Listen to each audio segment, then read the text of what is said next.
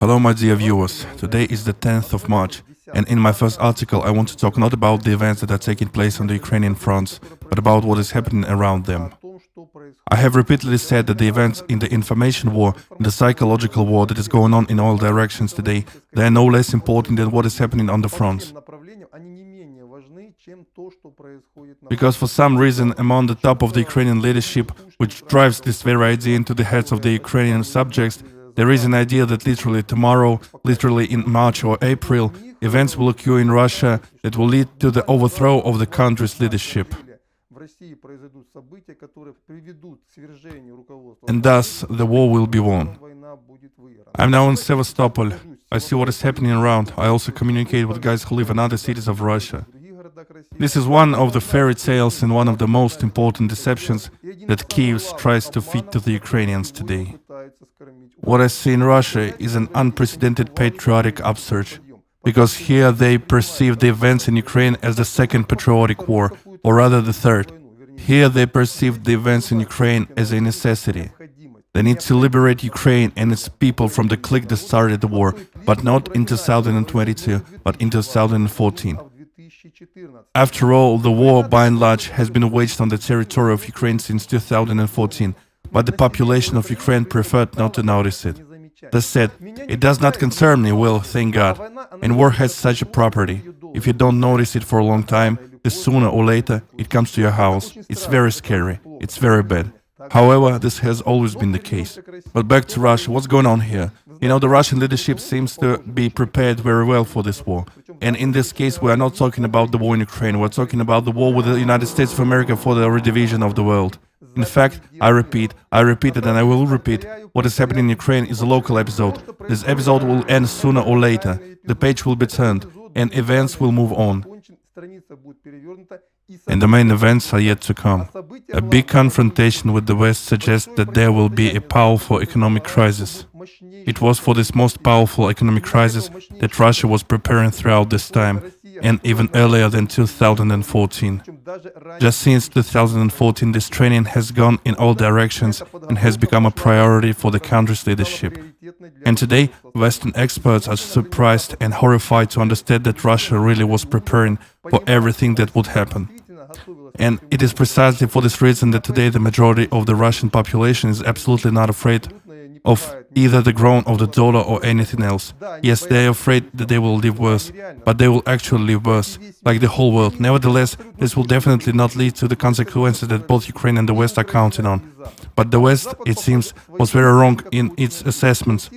He made so big a bet that the Russians will get used to living well, and beginning to live worse, they will begin to fight with the authorities. Moreover, their first actions, that is, the sanctions that are imposed against Russia, say that they absolutely do not understand not only the Russian mentality, but also how Russian society lives. For example, in Russia they perceived very positively the fact that the West hit the Russian oligarchs. In Russia, the fact that Western companies live in Russia was very positively perceived, and the Russian leadership has essentially announced their nationalization.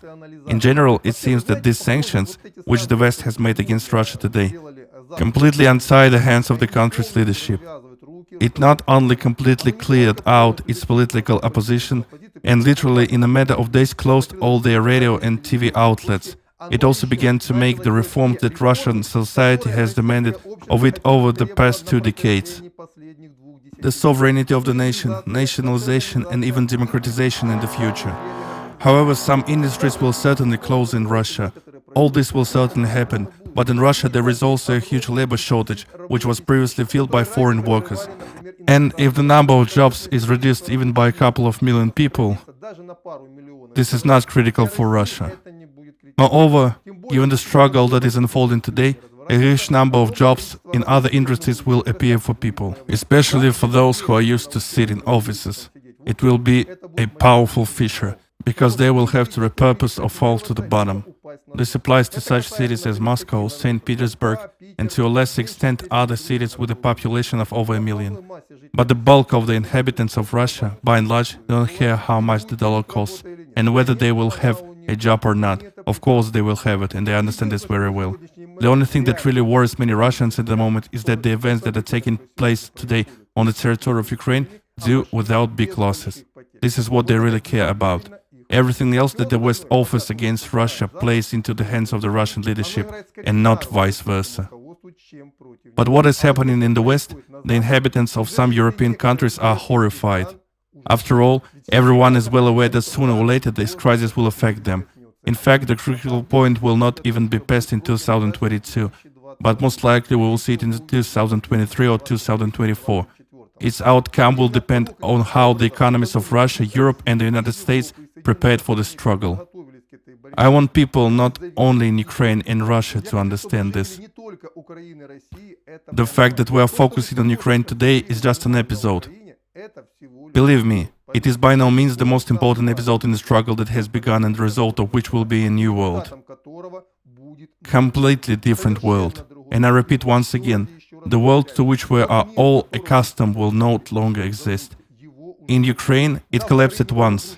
In Russia, these illusions will dispel in the coming weeks, maybe months, and the rest, the so-called civilized world, this terrible truth will begin to cover by the end of this year. Although some countries, such as the Baltic states, are already affected by it, and the leadership of such countries as Latvia looks with horror into this future. Precisely because this event is extremely important, I will pay more and more attention to this issue. This is what I want to say in this article. Sorry I didn't provide much specifics. We will consider that this is an introductory material for a very large topic, which we will talk about not only throughout 2022, but beyond.